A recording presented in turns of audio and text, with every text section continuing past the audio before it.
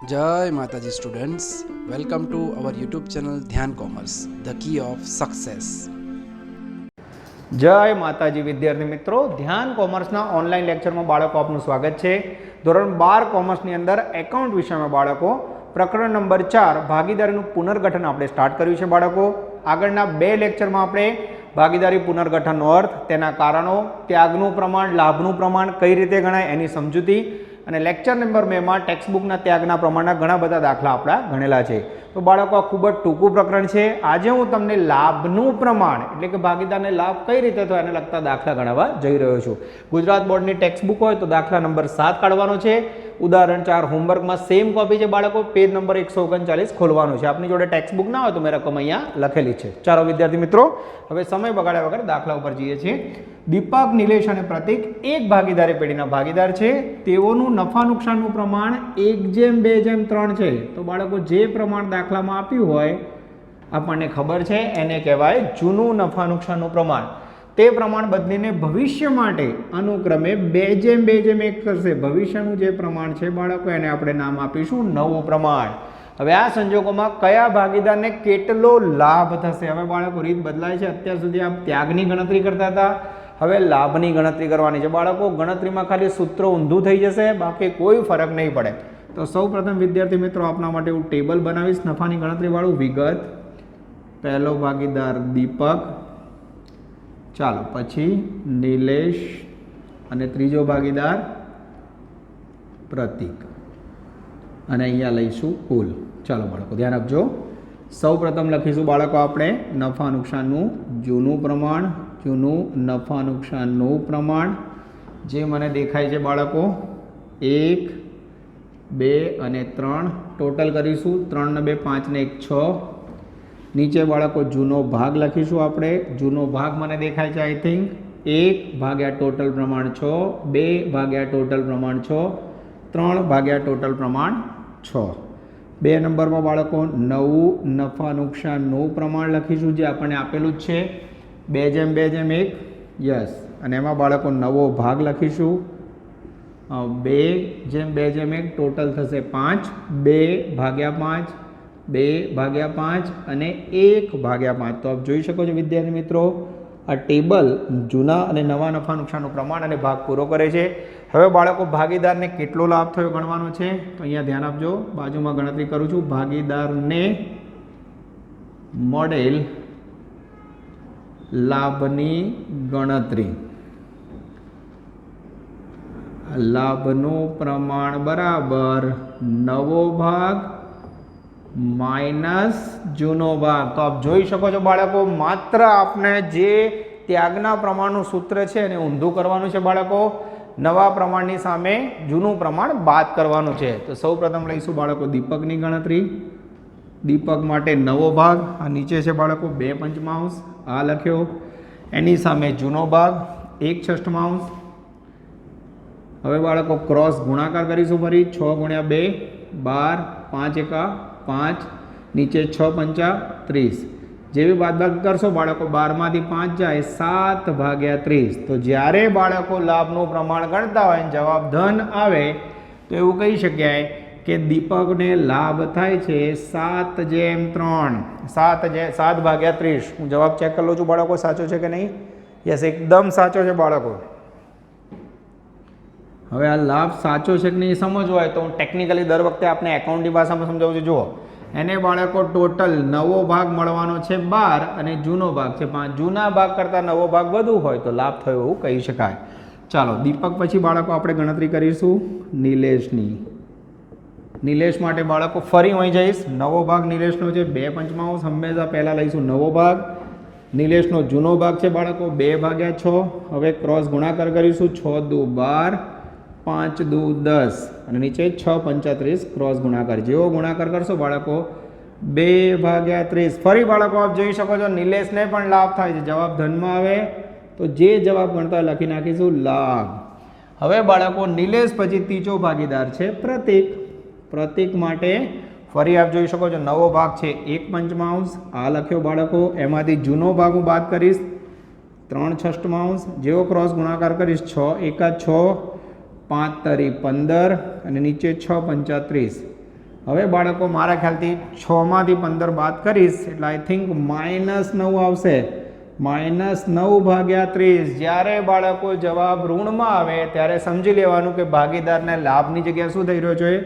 ત્યાગ. તો આ ભાગીદારે ત્યાગ કર્યો છે એવું કહી શકાય. અને જવાબ ટેલી કરવો વિદ્યાર્થી મિત્રોથી જુઓ, જો અહીંયા લાભ જુઓ 7 + 2 ટોટલ 9 ભાગ્યા 30 લાભ છે. તો એવું કહી શકાય બાળકો દીપક અને નિલેશે જે લાભ મેળવ્યો છે એ પ્રતીકના 9 ભાગ્યા 30 ત્યાગના લીધે છે. તો અહીં બાળકો લાભનું પ્રમાણ લેવું હોય આપણે તો પ્રમાણ શોધી શકાય, કારણ કે બે ભાગીદારો લાભ છે. દીપકનો લાભ છે 7 ભાગ્યા 30 અને બીજો ભાગીદાર નિલેશ છે.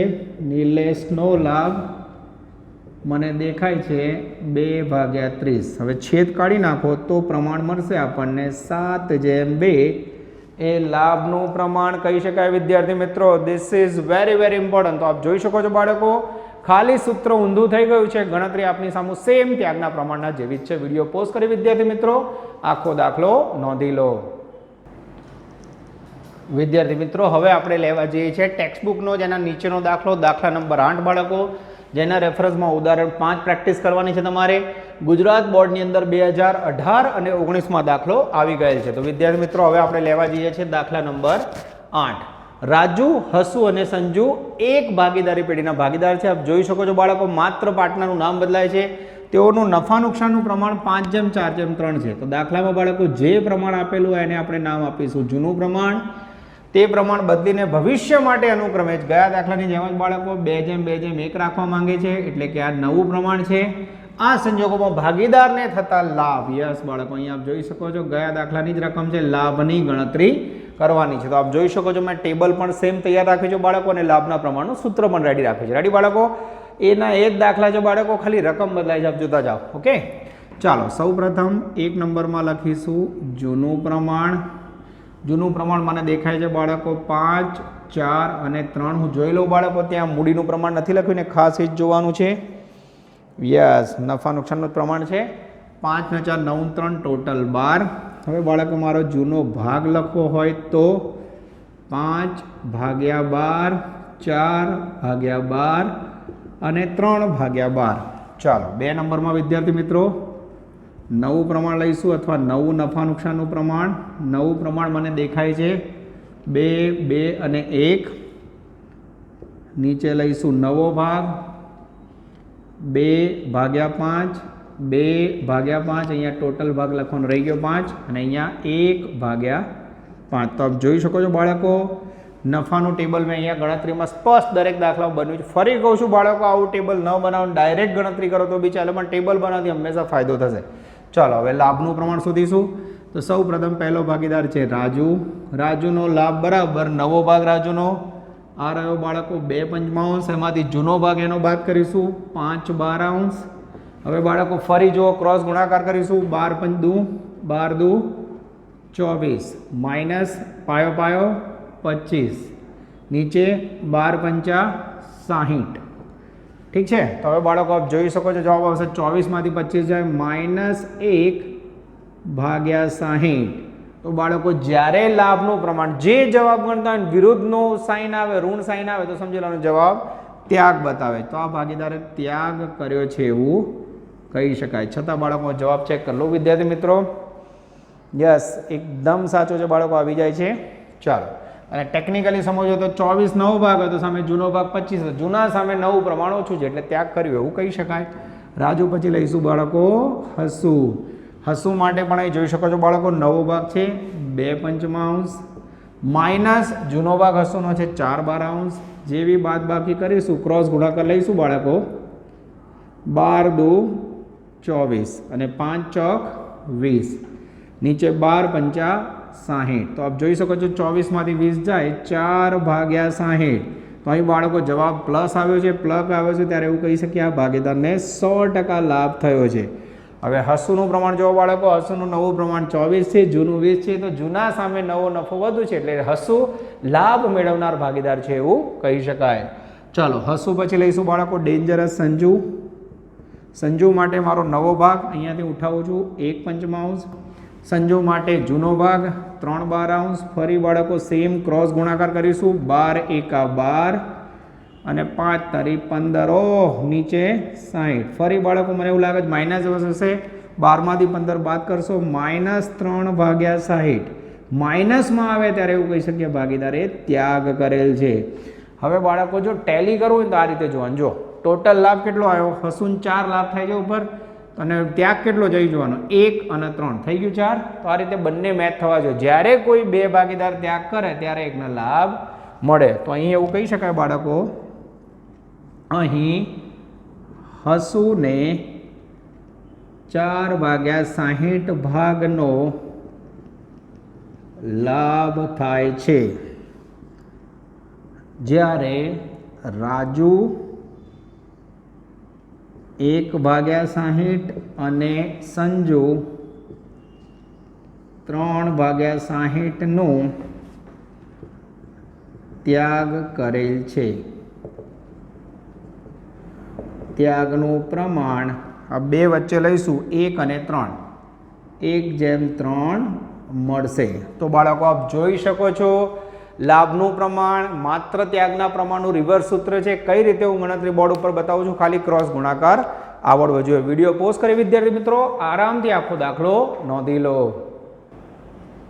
વિદ્યાર્થી મિત્રો હવે આપણે લેવા જઈએ છીએ ટેક્સ્ટબુકનો દાખલા નંબર 9 બાળકો, જેની બાજુમાં ઉદાહરણ 6 પ્રેક્ટિસ કરવાની છે બાળકો, અને બોર્ડ 2020માં દાખલો આવી ગયો છે. ટેક્સ્ટબુક હોય તો બાળકો આપ લાઈનમાં જ દાખલા જોઈ શકો છો. હવે લેક્ચર નંબર 2માં બાળકો આ જ દાખલો મેં માત્ર ત્યાગના પ્રમાણની દ્રષ્ટિએ આપણે ગણાવેલો છે. એનો એક દાખલો ફરી બાળકો એમાં લાભનું પ્રમાણ પણ માંગ્યું છે, તો આજે ખાની અંદર આપણે લાભની ગણતરી કરીશું. પ્રવીણ, મહેન્દ્ર અને અરવિંદ એક પેઢીના ભાગીદારો છે. તેમની વચ્ચેનું પ્રમાણ 5:2:2 છે. બધા જ ભાગીદારો નફા નુકસાનનું પ્રમાણ બદલીને બાળકો ભાગ આપ્યો છે 2/9, 3/9 અને 4/9 કરવા માંગે છે. તો આ રહ્યું બાળકો 3 ભાગીદારનું જૂનું પ્રમાણ, અને અહીં નવું પ્રમાણ નથી આપ્યું, નવો ભાગ આપ્યો છે. તમારે ભાગીદારોને કેટલો લાભ થયો ગણવાનો છે બાળકો. દાખલામાં હવે કોઈ દમ નથી, ચેપ્ટરના અંતિમ ભાગમાં આવી ગયા છીએ આપણે. તો ફરી બોર્ડ ઉપર જોઈ શકો છો વિગત પ્રવીણ, મહેન્દ્ર, અરવિંદ અને કુલ. સૌ પ્રથમ લખીશું બાળકો જૂનું પ્રમાણ. જૂનું પ્રમાણ આપ ઉપરથી જોઈ શકો છો 5, 2 અને 2. ટોટલ કરશો વિદ્યાર્થી મિત્રો 9 આવશે. સામે જો આપને જૂનો ભાગ લખવો હોય બાળકો તો આના ઉપરથી હું ભાગ બનાવી શકું છું 5/9, 2/9 અને 2/9. હવે વિદ્યાર્થી મિત્રો નવું પ્રમાણ, અહીંયા નવું પ્રમાણ નથી આપ્યું બાળકો, પણ સીધો જ નવો ભાગ આપી દીધો. તો પહેલા ભાગ લખીશું 2/9, 3/9, 4/9. એ ટોટલ કરશો, ઉપર આપણે પ્રમાણનું ટોટલ બતાવીશું 2, 3 અને 4 અને આ રીતે 9. તો આપ જોઈ શકો છો બાળકો અહીંયા ભાગ ઉપરથી મેં નફાનું પ્રમાણ શોધ્યું છે. તો કોઈ દમ નથી બાળકો, એકદમ સિમ્પલ ટેબલ છે. હવે આપણે લાભના પ્રમાણનું સૂત્ર લખીશું. લાભનું પ્રમાણ બરાબર નવો ભાગ માઇનસ જૂનો ભાગ, અથવા એવું કહી શકીએ ભાગીદારનું નવા નફા નુકસાનનું પ્રમાણ, એમાંથી જૂનું પ્રમાણ બાદ કરવું. ચાલો બાળકો સૌથી પહેલા આપણે ગણતરી કરીશું ડેન્જરસ પ્રવીણની. પ્રવીણનો નવો ભાગ મને દેખાય છે 2/9. આ લખ્યો બાળકો. પ્રવીણનો જૂનો ભાગ દેખાય છે મને 5/9. જેવી બાદબાકી કરશો બાળકો 2માંથી 5 જાય એટલે -3/9. નીચે બાળકો છેદ સરખો છે, ક્રોસ ગુણાકારની જરૂર નહીં પડે. તો જ્યારે બાળકો લાભનું પ્રમાણ કરતા જવાબ માઇનસમાં આવે તો એને કહેવાય ત્યાગ ભાગીદારનો. તો અહીં એવું કહી શકીએ બાળકો પ્રવીણનું જૂનું પ્રમાણ 5 હતું, એની સામે નવું 2 જ મળે છે, ને એટલે જૂના પ્રમાણ કરતાં નવું પ્રમાણ ઓછું છે, એટલે ભાગીદાર પ્રવીણે ત્યાગ કરેલ છે. ચાલો 2 નંબરમાં લઈશું વિદ્યાર્થી મિત્રો મહેન્દ્ર માટે આપ જોઈ શકો છો. યસ, મહેન્દ્રનું નવું પ્રમાણ આપેલું છે 3/9. મહેન્દ્રનું જૂનું પ્રમાણ મને ઉપર દેખાય છે 2/9. જેવી બાદબાકી કરશો 3 - 2 નીચે શેષ સરખા છે એટલે કોમન લઈ લઈશું 9. 3/2 એટલે 1 આવશે. 1/9 જેવી રકમ પ્લસમાં આવી બાળકો તો ભાગીદારને લાભ થયેલ છે એવું કહી શકાય. અને સમજવું હોય બાળકો તો જુઓ નવો ભાગ 3 છે, જૂનો 2 છે, જૂના કરતાં નવો ભાગ વધુ છે એટલે લાભ મળ્યો છે એવું કહી શકાય. ચાલો ત્રીજો ભાગીદાર છે બાળકો ડેન્જરસ અરવિંદ. અરવિંદ માટે મને ફરી અહીંયા નવું પ્રમાણ દેખાય છે બાળકો, 4/9. એનું જૂનું પ્રમાણ દેખાય છે 2/9. 4માંથી 2 બાદ કરશો એટલે 2 આવશે. નીચે કોમન 9 લઈ લઈશું બાળકો. ફરી રકમ પ્લસમાં આવી બાળકો, તો અહીંયા અરવિંદને પણ લાભ થયેલ છે એવું કહી શકાય. તો આ ગણતરી ક્લિયર બતાવે છે બાળકો. ટેલી કરવું હોય તો જુઓ, 2 ને 1 ટોટલ લાભ 3, સામે આને 3 ત્યાગ કર્યું છે. તો બાળકો અહીં મારે લાભનું પ્રમાણ લખવું હોય તો હું ગણતરી બતાવું છું. અહીં પ્રવીણને 3/9 ભાગનો ત્યાગ કરેલ છે, જ્યારે મહેન્દ્ર ને 1/9 અને અરવિંદને 2/9 લાભ થયેલ છે, જેનું પ્રમાણ 1/2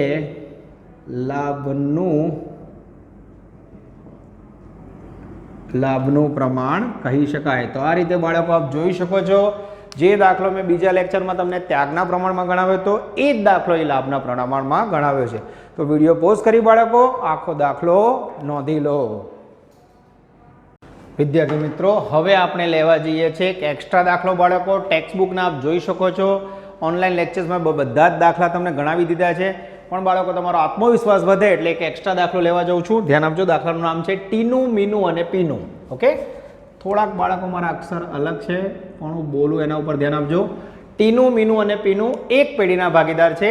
તેમની વચ્ચે મૂડીનું પ્રમાણ, ફરી જુઓ બાળકો, આ નફા નુકસાનનું પ્રમાણ નથી, મૂડીનું પ્રમાણ છે. તમારે લાભનું પ્રમાણ ગણવું હોય કે ત્યાગનું પ્રમાણ, મૂડીના પ્રમાણનો કોઈ ઉપયોગ નથી. આ તમને હેરાન કરવા આપી છે બાળકો. આગળ વધીએ. બધા જ ભાગીદારો નફા નુકસાનનું પ્રમાણ બદલીને ભવિષ્યમાં 3/3/2 રાખે છે. તો આ થયું બાળકો તમારું નવું પ્રમાણ. આ સંજોગોમાં તમારે કયા ભાગીદારને લાભ થયો શોધવાનો છે બાળકો. આ દાખલાનો અગત્યનો મુદ્દો છે, દાખલામાં જૂનું નફા નુકસાનનું પ્રમાણ આપેલ નથી. તો જ્યારે દાખલામાં મૂડીનું પ્રમાણ આપ્યું અને જૂનું પ્રમાણ આપ્યું તો શું કરવાનું બોલો વિદ્યાર્થી મિત્રો. ક્લાસમાં તો તરત તમે બોલત કે જૂના નફા નુકસાનનું પ્રમાણ ના આપ્યું તો સરખા હિસ્સે નફો વહેંચવો. તો ફરી બાળકો આપણે અત્યાર સુધીના બધા જ દાખલામાં ટેબલ બનાવ્યું છે નફા માટે, તો ટેબલ બનાવી દઈએ. વિગત, ટીનું, પછી મીનું અને ડેન્જરસ પીનું, અને અહીંયા આવશે બાળકો કુલ.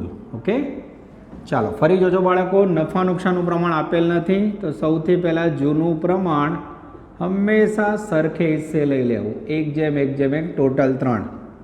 અને આના ઉપરથી જૂનો ભાગ લખવો હોય બાળકો તો 1/3 1/3 થશે.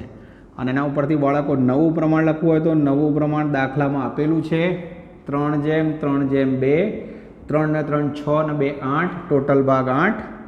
અને મારે નવો ભાગ લખવો હોય બાળકો તો 3/8 3/8 અને 2/8 લખી શકું. તો જોઈ શકો છો વિદ્યાર્થી મિત્રો, નફાનું ટેબલ, જૂનો ભાગ, નવો ભાગ, જૂનું પ્રમાણ, નવું પ્રમાણ પૂરું થાય છે.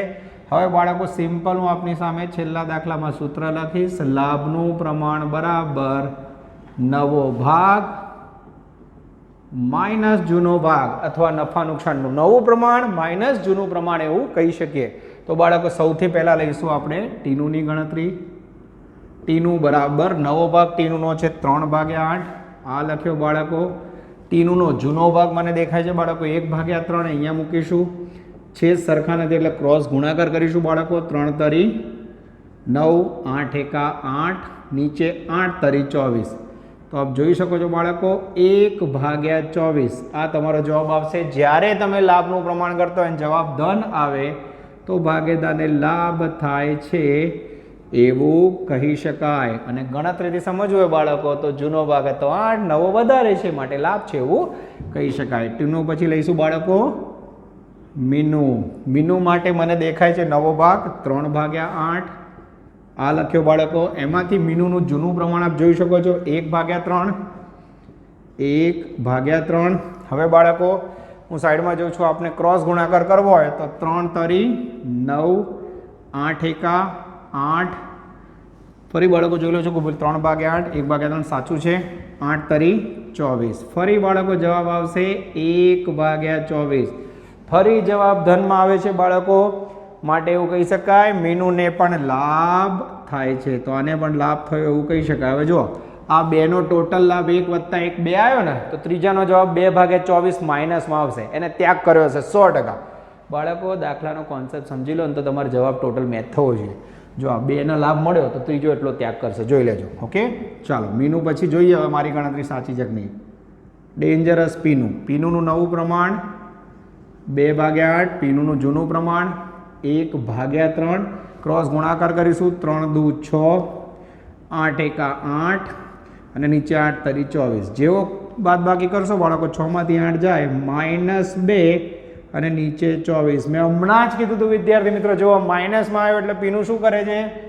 ત્યાગ કરે છે એવું કહી શકાય.